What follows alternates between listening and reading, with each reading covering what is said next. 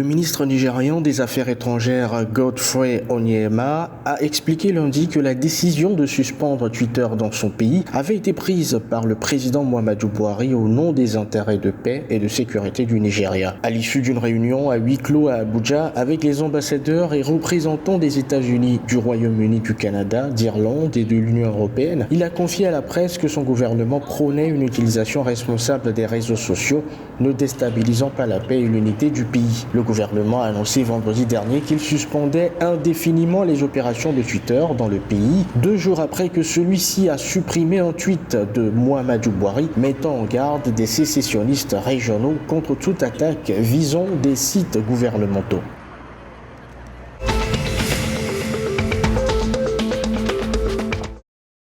Les partisans de Laurent Gbagbo réclament son amnistie dans l'affaire de la BCEAO. Acquitté par la CPI, l'ancien président de Côte d'Ivoire est toujours sous le coup d'une condamnation à 20 ans de prison et à 329 milliards de francs CFA d'amende dans l'affaire dite du casse de la BCEAO. Les autres condamnés dans cette affaire ont bénéficié d'une amnistie qu'il espère voir étendue à Laurent Gbagbo. Ses proches estiment qu'il tombe désormais dans le périmètre de l'amnistie. Ils espèrent une résolution politique, mais assurent que ce n'est pas un préalable au retour de l'ancien président.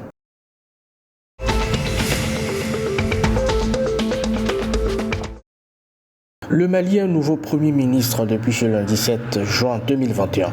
Choguel Maïga a été nommé Premier ministre de la Transition quelques heures après la prestation de serment du colonel Assimi Goïta en tant que chef de l'État. Un des chefs de file du mouvement du 5 juin Rassemblement des forces patriotiques, le responsable était pressenti pour occuper ce poste depuis quelques jours. Véritable vétéran de la politique nationale malienne, cet ancien proche de l'ex-président Moussa Traoré est devenu une des principales figures de l'opposition au pouvoir malien, dirigé par Ibrahim Boubacar Keïta, déchu en août 2020.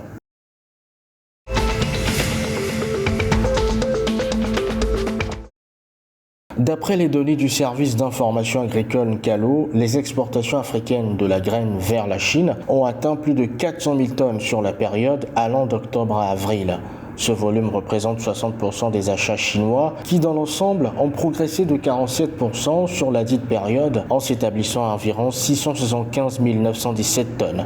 Dans les détails, le Soudan demeure le plus gros exportateur vers le pays d'Asie avec 120 554 tonnes.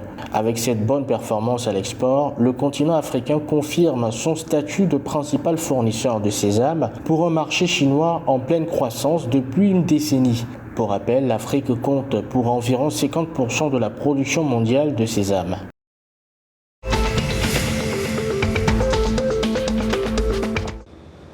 Au Ghana, les mines et carrières ont représenté 7,5% du produit intérieur brut l'année dernière, soit 11,8 milliards de cedis. C'est l'une des informations contenues dans le rapport annuel de la Chambre ghanéenne des mines qui précise que cela représente une baisse par rapport à la contribution de 8,6% enregistrée en 2019. Selon le document, cette situation tient à une baisse quasi générale de la production dans tous les sous-secteurs.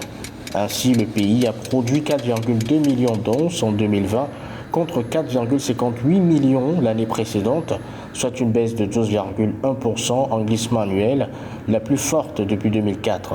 Par ailleurs, la production de manganèse a diminué de 56,2% pour atteindre 2,36 millions de tonnes à cause de l'interruption des activités de la manganèse CO imposée par le gouvernement au premier trimestre.